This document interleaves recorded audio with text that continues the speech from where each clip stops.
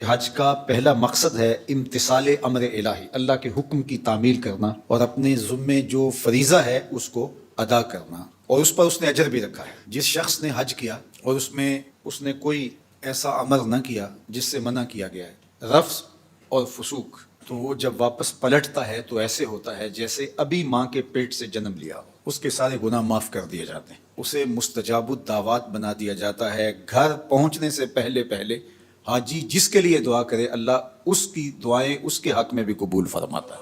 تو زندگی میں ایک مرتبہ حج فرض ہے، اور وہ بھی اس پر جو صاحب استطاعت ہے، اور اگر اللہ بار بار یا ہر بار نصیب فرمائے جب تک اس کی صحت استطاعت ہے تو یہ بھی ایک اچھی اور بہتر بات ہے۔ حج کا دوسرا مقصد رضا الہی کا حصول ہے، اور یہ حج کے علاوہ ہر نیک عمل کا مقصد ہے۔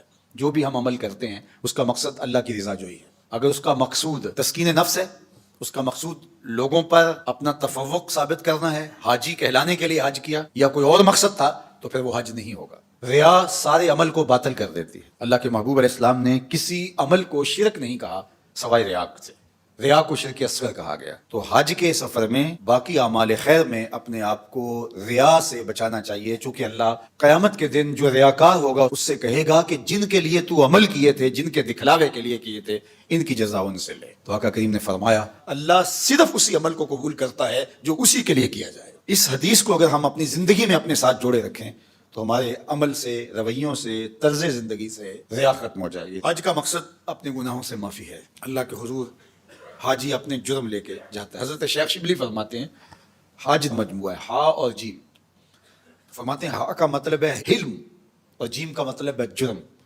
تو گویا حاجی بارگاہ ایزدی میں جا کے عرض گزار ہوتا ہے مالک تیرے حلم کی مثال نہیں اور میرے جرموں جیسے جرم کسی کے نہیں۔ تو حلیم کی بارگاہ میں ایک مجرم اپنے جرم لے کے آیا ہے تو وہ اللہ کی چوکھٹ پہ اپنے گناہوں کو رکھ دے۔ تو حج پھر ایک ایسا عمل ہے کہ جس کے نتیجے میں بندہ ایسے ہوتا ہے جیسے ابھی ماں کے پیٹ سے اس نے جنم لیا۔ تو گناہوں کی معافی کے لیے حج کیا جاتا ہے۔ حج کا ایک مقصد اجتماعیت کا عملی ظہور ہے۔ مسلمانوں کو اللہ تعالیٰ نے ایک اجتماعی زندگی عطا کی ہے، ایک معاشرت ہے، اسلامی معاشرت، جس میں ہم محلے کی سطح پر 5 وقت مسجد میں جمع ہوتے ہیں، پھر علاقے کی سطح پر جمعۃ المبارک کے موقع پر 8 دن کے بعد ہم جمع ہوتے ہیں، پھر ہم شہر کی سطح پر سال میں 2 مرتبہ عیدین کے موقع پہ جمع ہوتے ہیں۔ یہ ہمارا اس سے بڑے سائز کا اجتماع ہے۔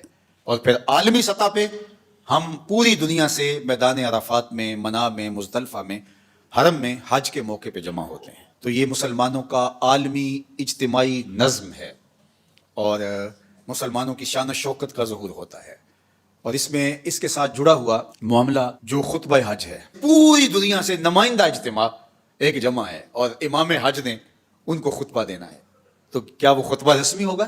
مسلمانوں کا 200 ممالک سے نمائندہ اجتماع یہاں سامنے ہے، اور امام حج کی ذمہ داری ہے کہ وہ رسمی کاغذ سے لفظ پڑھ کے چلا جائے گا؟ نہیں، امام حج کی ذمہ داریوں میں شامل ہے کہ وہ پورے سال کا لاحہ عمل امت مسلمہ کو دے۔ یہ ہے حج کا مقصد، تاکہ امت ایک ہوم ورک لے کے جائے۔ حکمران بھی وہاں موجود ہیں، عوام بھی وہاں موجود ہیں، علماء بھی موجود ہیں، سرمایہ دار بھی موجود ہیں، مخیر بھی ہیں، غریب بھی ہیں، مجاہدین بھی ہیں، سب وہاں موجود ہوں گے۔ تو امام حج کا خطبہ اس سال کس موضوع پہ ہونا چاہیے کہ ہم نے فلسطین کے ان مجبوروں کو کیسے آزاد کروانا ہے۔ اس میں حکمرانوں کی ذمہ داری کیا ہے، علماء کی ذمہ داری کیا ہے، امراء اور مخیر حضرات کی ذمہ داری کیا ہے، مجاہدین کس طرح کام کریں، اس کو ایک مربوط لاحہ عمل تیار کر کے لوگوں کے سامنے رکھنا ہوگا، ایک ہوم ورک دینا ہوگا۔ اس وقت الحاد کا فتنہ ہے اور جو فتنے امت کو درپیش ہیں، اس وقت ہم باہمی افتراق کے اندر مبتلا ہیں، انتشار میں مبتلا ہیں۔ تو ایک مربوط لاحہ عمل دیا جائے جس میں بتایا جائے کہ ہم نے پورا سال، یہ نمائندے پوری دنیا سے جو آئے ہیں یہ جا کے اس بات پہ کام کریں گے، اس موضوع پہ جا کے ورک کریں گے۔ تو یہ لاحہ عمل ہوگا۔ حج کے مقاصد میں سے ایک حج کا مقصد مساوات کا عملی ظہور ہے۔ یہ جو فلسفہ اسلام نے دیا ہے کہ تم میں سے کوئی اس بنیاد پر کسی سے کمتر نہیں ہے کہ اس کا رنگ سانولا ہے یا کالا ہے، کوئی اس بنیاد پر کسی سے کمتر نہیں ہے کہ اس کے پاس پیسے تھوڑے ہیں، یا کوئی برتر اس لیے نہیں ہے کہ اس کے پاس دولت کے انبار ہیں، بلکہ بنیاد کیا ہے؟ تقوی بنیاد ہے۔ بات لمبی ہو رہی ہے۔ عالمی رابطوں کا ذریعہ ہے حج۔ دنیا بھر کے علماء، صلحاء وہاں جمع ہوتے ہیں۔ کاش کہ اس طرح کا کھلا انتظام ہو، جس طرح ہمارے یہ کمیٹیاں بنی ہوتی ہیں، علماء کے علماء سے رابطے ہوں، تاجروں کے تاجروں سے رابطے ہوں، اور حج کے لیے تمام ملکوں کے سفیر جائیں، ممکن ہو تو تمام ملکوں کے عمرا جائیں، ان کے آپس میں رابطے ہوں، وہاں مشترکہ اعلامیے ہوں، تو ہمارے آدھے مسائل تو اس سے ہی حل ہو جائیں گے۔